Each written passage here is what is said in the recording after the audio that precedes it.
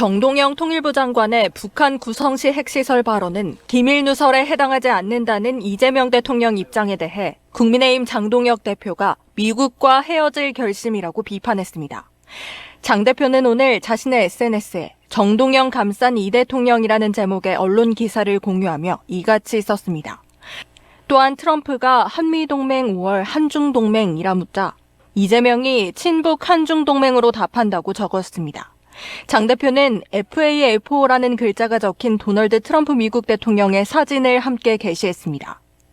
FAFO는 까불면 다친다라는 의미의 미국 속어로 미국이 니콜라스 마두로 베네수엘라 대통령 체포 압송 당시 백악관이 공식 SNS에 게시했던 사진입니다. 국민의힘은 정 장관이 평안북도 구성시에 핵시설이 있다고 밝힌 이후 미국이 대북 정보 공유를 일부 제한했다며 이 대통령에게 정 장관 경질을 요구 중입니다. 그러나 이 대통령은 SNS를 통해 평안북도 구성시에 핵시설이 있다는 사실은 정 장관 발언 이전에도 각종 논문과 언론 보도로 이미 전 세계에 알려져 있었다고 밝혔습니다. 이재명 대통령은 진짜 그야말로 아무리 바쁜 와중이라도 중요한 이슈들 다 챙기고 있다는 거. 인도 순방 중이세요. 와, 진짜, 나 또 벌써 막 소름이 돋습니다. 한번 네. 들어보십시오.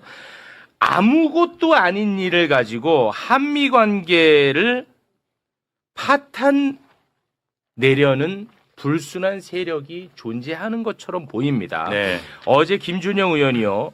지적한 부분에 대해서 이재명 대통령도 아주 심각하게 생각하는 것 같아서 천만 다행입니다. 정동영 통일부 장관이 예. 오늘이 4월 며칠이야? 21일. 21일이지. 예. 한 달도 더 됐어. 예. 3월 6일에 국회에 나와서 북한의 핵시설이 평안북도 구성시에 있다는 발언을 했거든요. 예. 이걸로 지금 한 달이 한참 지나서 이제서야 난리를 치고 그러네. 있어. 뭔가 이상한 겁니다. 예. 일단 정동영 장관이 어떤 발언을 했는지 짧게 3월 6일의 발언 영상으로 보겠습니다. 그로시 총장이 한 보고 중에 지금 영변과 구성 강선에 있는 우라늄 농축시설 HEU 네. 별 것도 아니지. 뭐야? 답변 과정에서. 네. 구성시 평안북도 구성시에도 예. 북한의 핵시설이 있다. 짧게 얘기한 거야. 네. 저때 조용했습니다. 아무렇지도 않았어요. 실제로. 네. 그리고 어제도 얘기했지만 이 정부가 특별한 정부가 아닙니다. 2016년 미국의 싱크탱크 ISIS라는 곳이 있어요. 예. 여기에서 발표한 논문을 보면 평안북도 구성이 언급이 되어 있어요. 네. 그리고 그 논문을 인용한 KBS 보도도 있어. 보도도 있어. 네. 2016년 보도 소개해 주세요. KBS의 16년 7월 22일 보도인데 내용을 보자면요. 21일 ISIS가 공개한 옛 우라늄 농축시설 의심 장소가 있다. 이 시설은 핵단지가 있는 평안북도 영변에서 서쪽으로 약 45km 떨어진 장군대산 지하에 자리 잡고 있다. 장군대산은 평안북도 구성시 방현 비행장과 가까운 곳으로 옛 농축시설로 추정되는 장소는 북한의 무인기 생산 공장으로 알려진 방현 항공기 공장 자리에 위치해 있다. 무려 10년 전에 이미 구성이 이미 보도 나왔네요. 보도 나왔지. 아무것도 아니지. 일단 그거는 확실하죠. 네. 그런데 이것과 관련해서 4월 19일 그저께죠. 예. 한겨레가 매우 심각한 보도를 합니다. 한겨레 보도 중 일부를 소개해 주시죠. 미국이 북한 평안북도 구성시에도 핵시설이 있다는 취지의 정동영 통일부 장관 발언 뒤 한국의 북한 정보 제공을 일부 제한하면서 이달 초 정 장관의 발언을 포함해 비무장지대법 등 4개에서 5가지 사안에 대해 한국에 유감을 표시한 것으로 확인됐다. 미국은 자신들이 군사위성과 감청 등으로 파악해 한국에 제공한 북핵 정보를 정 장관이 공개했다고 의심한다. 미국이 일부 대북 정보 공유를 차단할 만큼 완강한 태도를 보이면서 통일부의 설명을 받아들이지 않은 것으로 보인다. 정부 관계자는 한겨레에 미국이 정 장관 설명을 받아들였으면 정보를 제한했겠느냐고 말했다. 이 정말 이해하기 어렵잖아. 네. 10년 전 정보를 갖다가 보도가 다 나온 거. 미국도 이렇게 화를 내면서 정보 제한을 하겠다고 했고 예. 우리 또 정부 관계자의 말을 인용을 해가지고 그러니까. 굉장히 거기에 동의하는 듯한 또 하나 발언. 여기 지금 빠진 게 있어요. 와. 인사청문회 때도 얘기했어요. 맞아요. 작년 7월. 아 정동현 장관이. 네, 정동현 장관이 같은 분이 어. 작년 7월에도 했다고. 그러니까. 근데 이 난리를 지금 만들고 네. 있습니다. 한 달도 더 지난 시점에. 그렇습니다. 그래서 또 국민의힘이 난리를 치고 있어요. 네. 국민의힘 난리 치는 거 몇 가지만 보고 가겠습니다. 저도 갑자기 정동현 장관 이야기를 왜 하나 했는데. 그치. 예. 장동혁 대표는 북한은 핵과 미사일로 우리를 위협하고 있는데 그것을 막을 한미동맹이 흔들리고 있다. 정 장관의 무책임한 언동과 침묵으로 이에 동조하고 있는 이 대통령 때문이다. 송원석, 지금 정 장관을 경질하지 않으면 호미로 막을 것을 가래로도 막기 어려울 거다. 와. 우재준, 정 장관 발언은 북한에 지나치게 기울어진 인식이 빚어낸 의도적인 안보 리스크다. 와. 이 미친 상황을 어제 김준영 의원이 기자회견을 통해서 호루라기를 불었습니다. 네. 김준영 의원의 기자회견 발언을 실은 기사가 있었는데 그 기사를 링크 걸면서 예. 이재명 대통령이 굉장히 심각하게 보고 있다라는 글을 남깁니다. 예. SNS를 소개해 주시죠. 정동영 장관 구성 핵시설 발언 이전에 구성 핵시설 존재 사실은 각종 논문과 언론 보도로 이미 전 세계에 널리 알려져 있었던 점은 명백한 팩트입니다. 정동영 장관이 미국이 알려준 기밀을 누설했음을 전제한 모든 주장과 행동은 잘못입니다. 대체 왜 이런 터무니없는 일이 벌어지고 있는지 자세히 알아봐야겠습니다. 저렇게 해서 링크 시킨 기사에 3분의 2가 제 발언이었어요. 맞아요. 그 기자회견 예. 그 경고성 발언입니다. 신기해. 그래도 참 이제 다행입니다. 다행입니다. 예를 드는 겁니다. 예. 예를 들어서 대한민국의 불순 세력 그리고 거기에 동조하는 이재명 정부의 누군가 네. 그리고 미국 세력 그렇죠. 3자 연맹. 요거 이제 삼각구도로 한미 관계를 파탄시키려고 한다. 이거 굉장히 심각하거든요. 그러니까요. 그런데 이것에 대해서 이재명 대통령이 심각하게 바라보고 요걸 살펴보겠다고 한 거야. 그렇죠. 그러니까 최소한 이재명 정부 안에서 여기 함께 할 수 있는 사람은 이제는 없겠죠. 그렇죠. 와, 이 너무 깜짝 다행이야. 너무 다행이고 이렇게 빨리 이렇게 차단한 거죠. 차단 딱 하신 예. 거는 초유의 일입니다. 안 그러면 계속 흔들려. 이 3자가 또 다른 이슈를 가지고 또 흔들고 계속 흔들고 있거든요. 아유, 얼마나 다행인지 몰라. 굉장히 영민하십니다. 아, 순방 중이신데 또 네. 그걸 다 그러니까. 챙기시네 진짜. 이거 놀랍다는 거예요. 예. 아, 너무 다행입니다. 네.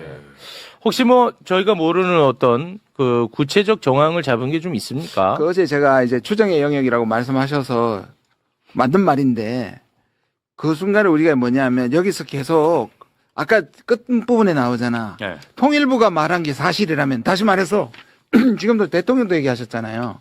대통령이 말한 게 아무 일이 아니었다면 왜 미국이 저럴까라는 말이 나오잖아요. 미국이 그렇게 반응했겠냐는 말이 나오잖아요. 네. 한번 봐주세요, 그 부분.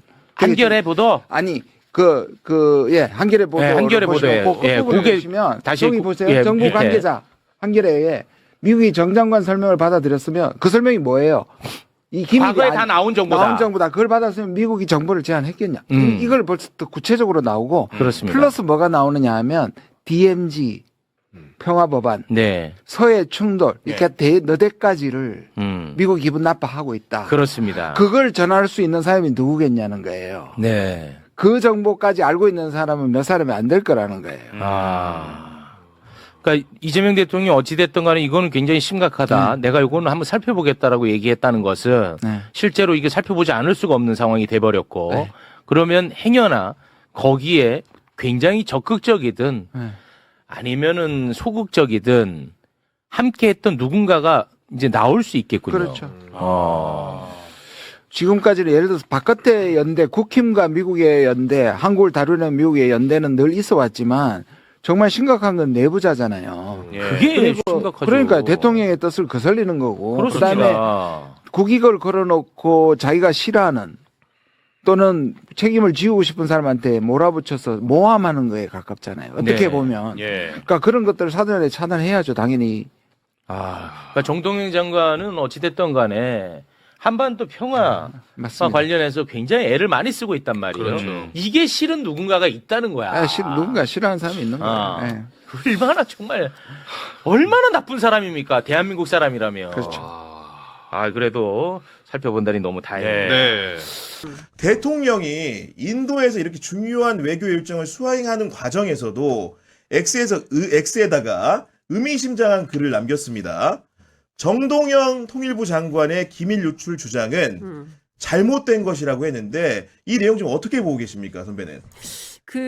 이게 상당히 긴 맥락이 있다고 봐야 돼요. 그러니까 어젯밤 11시에 대통령실 청와대 출입 기자들한테 이제 대통령 X가 올라와서 화들짝 하고 오늘 주요 일간지의 일면 머릿 기사가 이 내용이었어요. 그렇죠. 대통령 X의 내용이었는데 처음에 이게 시작이 됐던 것은 사실상 이게 뭐 좀 되짚어 보면 한겨레 신문에서 평북 구성리에 핵시설이 있다라는 사실이 알려졌다라는 게 이제 그러니까 정동영 장관이 처음 이제 국회 출석해서 하고 그다음에 외통위에 나와가지고 외통위 출석해서 얘기를 하고 그다음에 뭐 바로 이어진 기사는 한겨레 신문 기자의 보도를 통해서 그 발언 때문에 미국에서 우리에게 들어오던 대북 정보가 하루에 50에서 100쪽 분량인데 이게 끊겼다. 그게 끊겼다. 네. 이거 왜 끊겼냐? 어떻게 끊겼냐? 앞으로 끊기면 어떻게 할 거냐? 그러니까 오늘 아침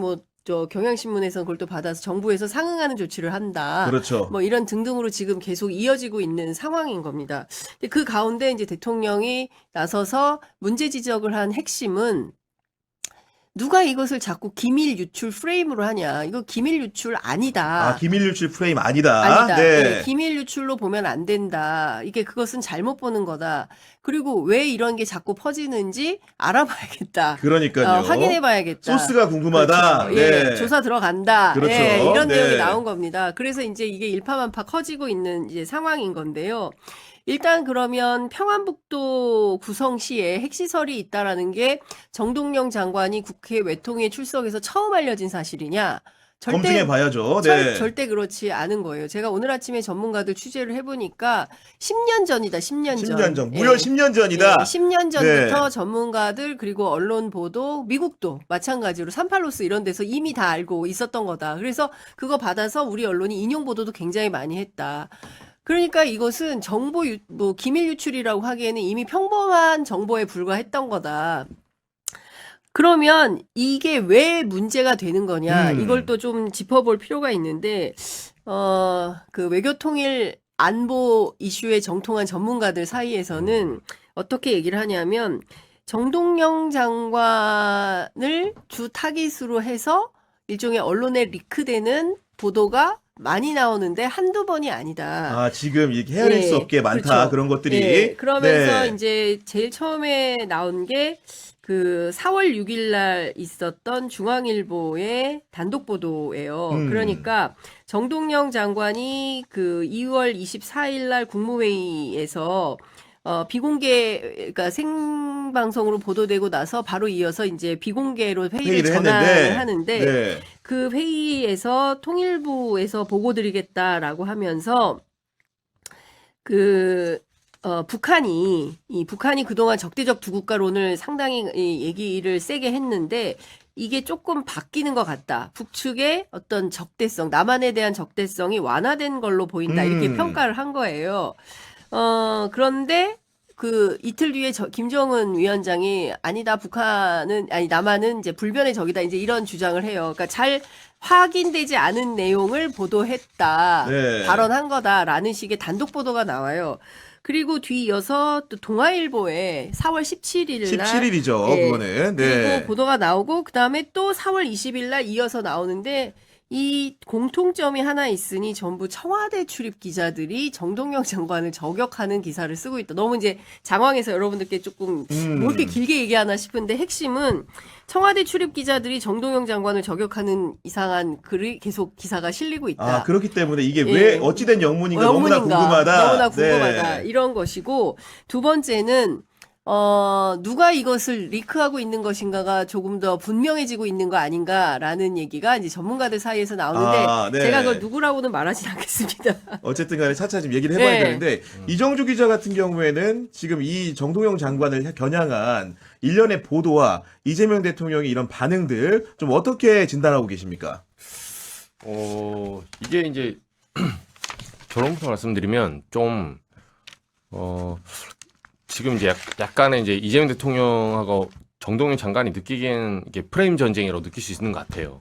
왜냐하면 그 고농축 핵시설, 그 우라늄 농축 시설 북한에 대해서는 원래 정동영 장관이 이제 세 군데를 계속 얘기해왔거든요. 과거에 이제 영변, 강선, 구성리 다 얘기했어요. 네, 그리고 이거는 ISIS 뭐나 이제 미국의 전략문제연구소에서도 다뤄지고 있는 부분이 있어요. 오늘은 이제 CSIS에서 뭐 자기들은 보고서 한 적 없다 이런 식으로 나왔는데 CSIS만 언급한 게 아니에요. 맞아요. 마치 이제 네네. 빅터차 빌어가지고 이거는 그러니까 정동영 장관이 지금 거짓말하고 있다 이런 식으로 이제 받아치려고 하는 기사고 그게 아니라 이미 아까 말씀하신 대로 한 10년 전에도 보도가 됐고 한 단계만 추론하면 금방 알 수 있는 부분이라서 본질은 그 부분이 아니에요. 구성리를 말했다 해서 나온 게 아니라 정 장관이 이 얘기를 여러 번 했는데 말 그대로 이게 왜 지금 이게 문제가 갑자기 논란이 되느냐. 네, 그 문제인 거죠. 네, 정부는 안 하는 거랑. 그러니까 외교안보 쪽 저도 이제 아는 사람들을 여기저기 좀 물어보니까 이게 그 얘기 하더라고요. 이제 트럼프 정부의 일종의 이제 길들이기 중에 하나인 것 같다. 아하, 미국 정부의 네. 한국 길들이기가 시작됐다. 그렇죠. 지난번에 네. 이제 호르무즈에 파병하라 했는데 단칼에 이제 뭐 예를 들면 일본 다카이치도 안 보낸다고 하잖아요. 뭐 생각해 보겠다 이렇게 하니까 우리가 한미 동맹이지만 거기에 들어가게 되면 전쟁에 빨려 들어갑니다. 이란하고 사실상 게릴라전을 해야 돼요. 이란에서 테헤란 이런 데서 만약에 침투시켜가지고 한국에서 테러해버리면 우리도 사실 전시국가랑 같이 공중전을 펼쳐야 되는 상황이거든요. 왜냐하면 그때 여러 지적이 나지만 호르무즈는 영해예요. 영해. 영해. 이란의 영해입니다.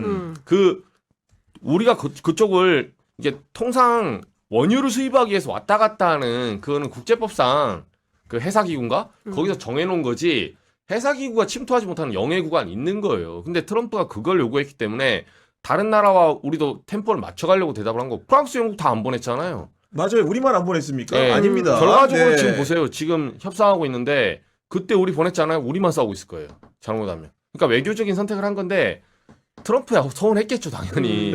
본인 국내 정치로 많이 막 얘기하잖아요. 뭐 주한미군 4만 5천 명. 그것도 거짓말이지. 2만 8천 명 있는 거. 우리가 거듭 정정을 해줘도 안 고칩니다. 네, 4만 5천 명. 맨날 4만 5천 명 막 이게 막 말하면서 이제 쪼는 거죠. 음. 그러니까 트럼프 정부 입장에서는 결국은 나중에 이제 이제 크게 보면 대만 해협 문제까지 엮여 있거든요. 나중에 중국하고 갈등 있을 때 너 그러면 주한미군 보낼 거야 안 보낼 거야? 이제 이 얘기를 하는 거예요 사실. 맞아요. 네, 네. 그걸 미리 한번 우리한테 접고 들어와라 이 소리를 하는 건데 이재명 대통령은 굉장히 실리적 외교를 한 거예요 결과적으로 보면. 근데 여기서 말을 안 들으니까 이는 일종의 이제 길들기 들어오지 않았냐라는 게 이제 중론이고. 중론인 거고. 네. 네. 그걸 정동영 장관으로 트집잡기 굉장히 좋죠. 일종의 근데- 자주파의 수장이기 때문에. 자주파의 수장이 아니라 통일부 장관이. 그들이 봤을 때는. 예. 아, 미국적 아니, 시각에서는. 네. 네. 아니, 그러니까 자주파 동맹파로 구분하는 것에 대해서 청와대 내부에서 특히 이제 안보 라인 굉장히 불쾌하죠. 불쾌하게 네. 느끼고 있어요. 저는 평생에 살면서 무슨 파에 속해 본 적이 없습니다. 막 이렇게 위성락 실장님은 이제 얘기를 하거든요. 그럴 수도 없어요. 외교관으로 살아왔는데 조폭도 아닌데 무슨 파벌이 있겠습니까? 근데 충분히 이해는 되는데 그 끊임없이 이제 자주파와 동맹파로 나누고 네. 우리 대한민국 외교안보에 이제 파벌이 있는 것처럼 프레임워크를 해서 정치적인 이득을 꾀하려고 하는 세력이 있으니 바로 국민의힘과 장동혁 대표 아닌가 싶어요. 저는 오늘 장동혁 대표가 페이스북인가요? SNS에 올린 글을 보고 깜짝 놀랐는데 정동영 장관과 관련된 글을 올린 것에 대해서 이재명 미국과 헤어질 결심이라는 글을 올렸어요. 그런 식으로 또 그러면서 이렇게 합니까? 트럼프의 한미동맹, 한중동맹 물음에 이재명이 친북 한중동맹이라고 답하고 있다. 페이스북에 이제 이렇게 글을 올리고 그 트럼프 대통령 사진을 올렸어요. FAFO 아시죠? 네. 까불다 하면 대가 치르게 된다. 까불면 대가 치른다. 이제 이런 내용의 그걸 올린 거예요.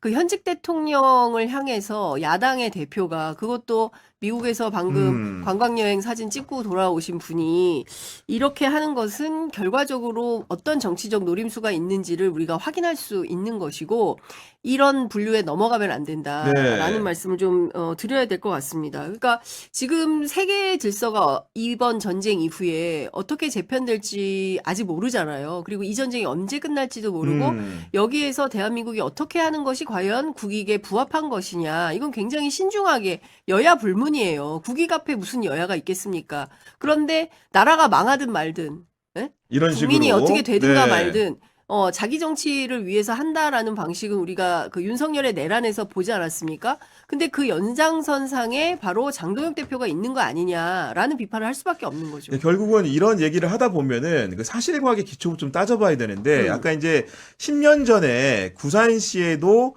우라늄 농축 시설이 있었다는 내용이 보도라든가 아니면 이제 연구기관의 보고서가 있었다고 했는데 제가 찾아보니까 실제로 KBS가 2016년 7월 22일에 보도를 했습니다. 뭐라고 얘기했냐면은 소스는 미국 과학국제안보연구소 ISIS가 밝혔습니다라고 하면서 기본적으로 이제 ISIS는 보고서에서 북한 평안북도 영변의 서쪽으로 약 45km 떨어진 장군대산 지하에 의심시설이 자리 잡고 있고라는 표현을 썼는데 여기 나오는 장군대산이라는 데가 평안북도 구산시에 있다고 합니다. 그렇기 때문에 이미 2016년 7월에 공중에 공개된 언론 보도에도 이런 내용이 등장하기 때문에 이 내용 자체를 그 외통위 석상에서 정동영 장관이 언급했다고 해서 이게 기밀사항을 유출했다고 보기는 상당히 어렵다는 생각이 드는 거고 그리고 이런 여러 가지 의심이라든가 미국의 정보 공유, 비공개 방침 같은 것들 밝힌 보도들을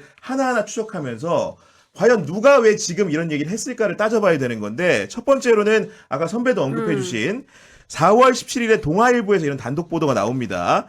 정동영 북구성 핵시설 발언 미국 정보 공유 제한 방침이라는 보도가 나왔는데 해당 기사에서 인용한 미국 소식통이 어떻게 따옴표를 치고 말을 했냐면 정보 공유를 축소하겠다는 의도가 한국 정부에 전달됐다. 이 얘기는 뭐냐면은 의도가 전달됐는데 어떻게 보면은 이미 전달한다는 사실을 소식통을 통해 접하고 보도한 꼴이 됐기 때문에 과연 언론에서 이런 내용들을 사전에 어떻게 지득했느냐라는 문제가 남는 거고 우리가 통상적으로 미국 소식통이라는 표현을 썼는데 소식통이라는 것은 당국자나 관계자와 달리 공무원이 아닌 취재원을 임명 처리할 때 소식통을 쓰기 때문에 네. 이 소스가 과연 무엇일까라는 궁금증을 대폭 가지게 된 겁니다, 지금. 네. 그죠?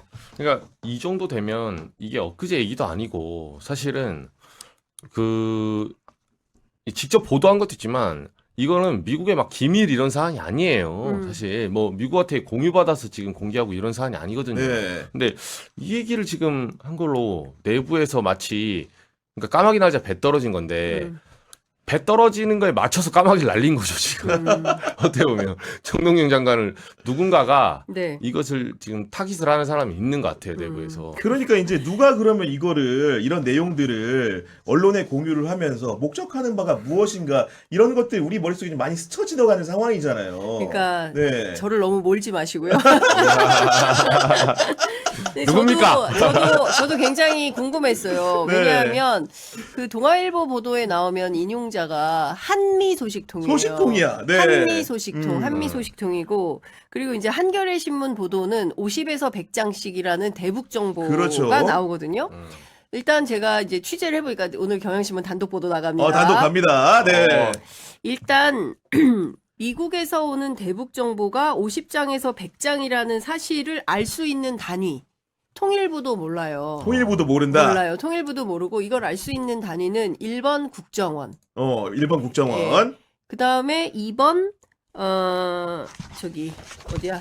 지금 잠깐만요. 갑자기 노트. 적어 오셨는데 지금 혹시 뭐 외교부는 아닌가요? 2번 네. 국방부. 국방부. 예. 네. 그리고 청와대 안보실이 공유를 받습니다. 청와대 안보실이 네. 공유받는다. 그러니까 미국에서 제공하는 50쪽에서 100쪽 이것도 정확하다고 볼 수 없어요. 50에서 100쪽이 매일 온다라고 썼는데 네. 실제로 매일 오는지 안 오는지 우리는 몰라요. 그리고 통일부도 관계부서가 아니라는 거예요. 그러면 국정원, 국방부 그리고 공유받는 안보실 셋이신 거죠. 그러니까 이 멤버들은 다 뭐냐면 NSC 멤버들인 거예요. 중요한 것은 이것 자체가 밖으로 나오면 안 된다는 거예요. 미국에서 정보가, 대북 정보가 하루에 50장이 오는지 100장이 오는지 1000장이 오는지 1장이 오는지 이 내용 자체가 알려지면 안 되는 국가안보의 거예요. 위해가 될 수 있기 그렇습니다. 때문에. 그렇기 네. 때문에 왜 이런 정보가 밖으로 나오느냐. 이것은 대통령 입장에서도 굉장히 민감하게 체크를 그렇겠네요. 안 하면 안 네. 되는 상황인 거예요. 왜냐하면 이게 그동안에 사실은 뭐 이런저러한 뭐 일들이 안에서는 많이 발생을 한다는 거죠. 뭐 NSC 안에서 싸움이 벌어졌다더라, 누가 누구랑 뭐 대노에서 뭐 주말에 회의 때 뭐 대격돌을 했다더라, 뭐 이런 얘기는 막 전해지지만 보도로 되지는 않아요. 그런데 이게 언론에 아까도 제가 말씀드렸지만 4월 달에 집중적으로 보도가 되고 있다. 이거 왜 이러는 거냐. 그리고 그것은 타겟이 정동영 장관으로 맞춰져 있다. 그래서 아까도 제가 말씀드렸지만 장동혁 대표뿐만 아니라 국회 국방위원장인 성일종 의원도 기자회견까지 했습니다. 기자회견을 지금. 했습니다. 네. 기자회견을 해가지고 정동영 장관의 사퇴를 요구를 하고 있어요. 그러면서 지금 브런슨 사령관이 안규백 장관한테 주한미군 항의했다. 사령관이 국방부 장관 만나서 항의했다. 근데 네. 관련해서 제가 오면서 보니까 안규백 장관이 국방부에서 또 논평이 나왔어요. 아니다. 항의받은 네. 적이 없다. 사실 아니다. 그러니까 일파만파 계속 퍼지는데 도대체 왜 이런 일이 벌어지는 거냐. 그러니까 지금 중요하게 국제관계 아까 말씀드렸죠. 그다음에 남북관계 이 모든 것은 대한민국 국익을 위해서 다 중요하고 필요하고 조용히 잘 핸들링해야 되는 이슈들인데 이게 왜 이렇게 퍼지는 거냐. 누구 한 사람을 타깃으로 해서 이건 매우 문제적 상황이다. 라는 판단을 하고 있는 것이고요. 아까 말씀 주신 대로 미국 정부가 한국에 대해서 길들이게 하려고 그러나 설령 그럴 수 있어요. 그런데 그 타깃이 왜 정동영 장관이냐 하는 점인 거죠. 근데 그런 점에서 좀 살펴봐야 되는 것이고 제가 취재한 바로는 제일 심각한 문제는 언플이다. 언론 플레이다. 네. 네. 왜 이런 언플을 하고 있는 거냐, 무엇 때문에. 이제 여기에 촉각이 곤두서 있는 분위기예요. 그래서, 외교안보 팀에는 늘 갈등이 있고, 이건 이렇게 하는 게 좋다, 이렇게 봐야 된다. 그렇지만 이게, 외부로 표출이 돼서, 특히 보수지를 중심으로 해서, 물론 한겨레는 아니지만, 네. 예, 뭐 중앙, 뭐 지금 동아. 밀어붙이기가 시작된 그렇죠. 거예요. 지금 코너로 보면. 4월 내내 이런 보도가 연속적으로 나오는 것은 이거는 매우 심각한 걸로 보인다. 그렇습니다. 예, 네. 되는 겁니다. 그리고 4월 19일에 이제 한겨레 신문 보도 아까 이제 장윤선 선배가 잘 네. 설명해 주셨는데 그 보도에는 소식통이 아니고 정부 관계자라는 말이 등장을 하고 그 얘기는 공무원이라는 얘기로 그렇죠. 이해하면 되는 정부 거고. 관계자는 공무원이죠. 근데 그 워딩이 이렇습니다. 정 장관이 밝힌 정보는 아주 민감하고 큰 것이라면서 정 장관의 설명이 받아들여졌으면 정보가 제한됐겠느냐.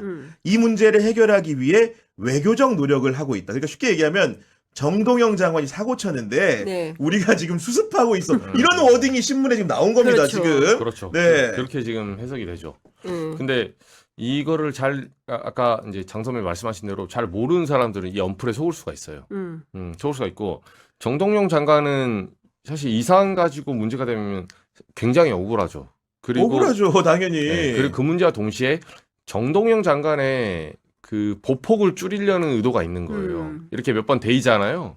그러면 당연히 밝힐 수 있는 그런 워딩들도 본인이 자기 검열하게 됩니다. 그렇죠, 당연합니다. 네, 사실 그걸 통해서 이득 보는 집단이 있는 거예요. 내부에서도 누가 됐든 간에. 네.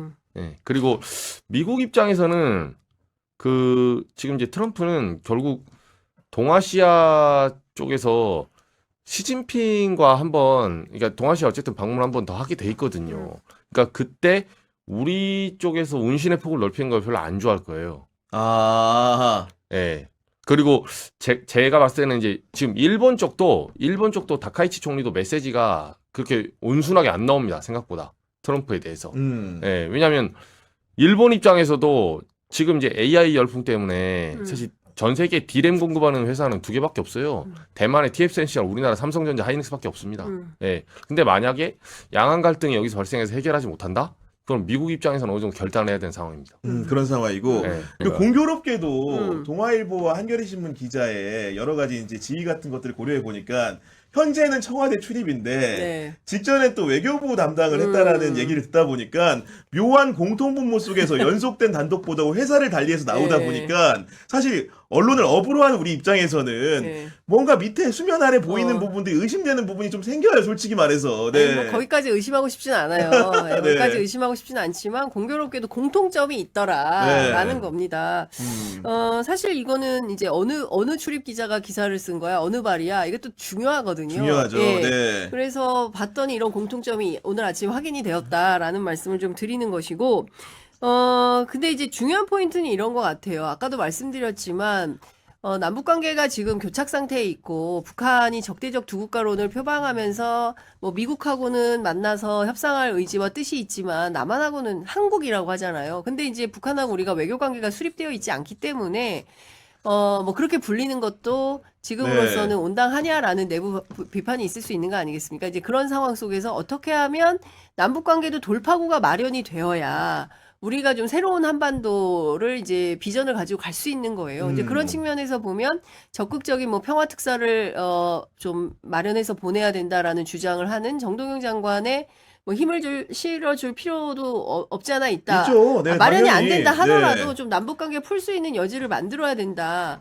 우리가 이제 문재인 정부에 대해서 제일 그 비통해하는 것 중에 하나가 자주 외교를 하는 차원에서 다른 거 다 떠나서 개성공단이라도 남겨놨더라면 금강산 관광이라도 할 수 있도록 해놨더라면 그랬더라면 지금처럼 적대적 두 국가까지는 진전되지 않았을 것이다. 그렇죠. 하노이에서 네. 실패를 했다 하더라도 근데 이런 아쉬움과 한탄이 많은 거 아니겠습니까? 근데 그런 측면에서 보면 뭔가 좀 새로운 전환의 모멘텀을 만들려고 하는 통일부의 노력을 너무 협의화시켜가지고 맞습니다. 네. 평가절하할 이유는 없는데 이렇게 되어가는 구조에 대해서는 뭐 문제 제기가 많고 언제까지 미국 눈치 보면서 뭐 말 그렇습니다. 한마디도 못하고 네. 이번에 뭐 이스라엘 관련해서 대통령이 보편적 인권을 지적했음에도 불구하고 보수 언론을 비롯해서 국민의힘 난리도 아니었잖아요.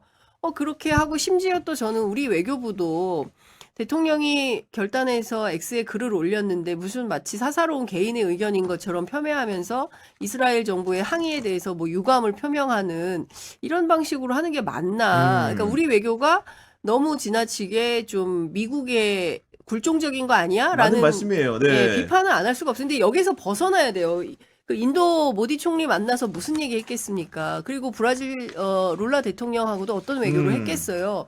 그러니까 우리가 글로벌 책임 강국으로서 세계 10위권의 경제력을 가지고 걸맞는, 있는 네. 그 체급에 걸맞는 국제사회에서 우리가 해야 될 도리나 역할은 해야 되는 겁니다. 그래서 좀 그러니까- 바뀐 상황에서 봐야 되는데 여전히 우리는 좀 굴종적이다. 미국의 눈치 보고 뭐 미국한테 찍히면 네. 큰일 날 것처럼 행동하고 그럴 필요 없다. 저도 이정규 기자 아까 이제 미국 길들이가라는 분석을 내놨는데 저도 개인적으로 좀 알아보니까 그 청와대 내부도 그렇고 정부도 그렇고 좀 부글부글 하긴 하는 것 같더라고요. 왜냐면은 이런 거예요. 쿠팡 때도 이제 그러더니 그러니까. 그리고 이제 심지어는 주한 미국 대사관에서 그 방시혁 기자 경찰 수사 받죠. 하이브에 그 얘기도 나오네. 출국 금지 해제 요청을 맞아요. 했다는 보도 나오는 걸 보면서 이거는 사사로이 한국 내정에 지나치게 이렇게 간섭적인 태도를 취하는 게 아니냐라는 불만, 예. 쌓여있던 불만들을 지금 외부적으로 공식적으로 표출은 못하지만 우리 당국자들이나 관계자들이 상당히 지금 유심히 이 상황을 좀 보고 있다. 이런 정도의 그 상황 공유는 해드릴 수 있을 것 같아요. 우리 시청자들한테. 아니 방시혁 네. 씨가 없으면 BTS 공연 못해요. 일단 이거 하나. 네. 그리고 두 번째는 그러면은 뭐 저기 범죄의 사실이 있어도 자기네 독립기념일 행사를 위해서는 다 풀어주고 가서 협조해야 되는 겁니까? 그러니까요. 그런 부분들에 대해서 우리 국민들도 수긍 못하는 상황이다라는 것들을 명백하게 좀 이렇게 미국도 이해를 하고 예. 좀 국가 대 국가로서 존중하는 그렇습니다. 분위기를 연출해 주지 않으면은 예. 사실 우리도 어떻게 아니 자기네 이렇게 잔치 합니까? 자기네 네. 잔치집에 뭐 와야 되니까 이거저거 다 풀어라. 그런 요구를 어떻게 합니까? 맞습니다. 우리가 속국이 네. 아니지 않습니까? 예. 그런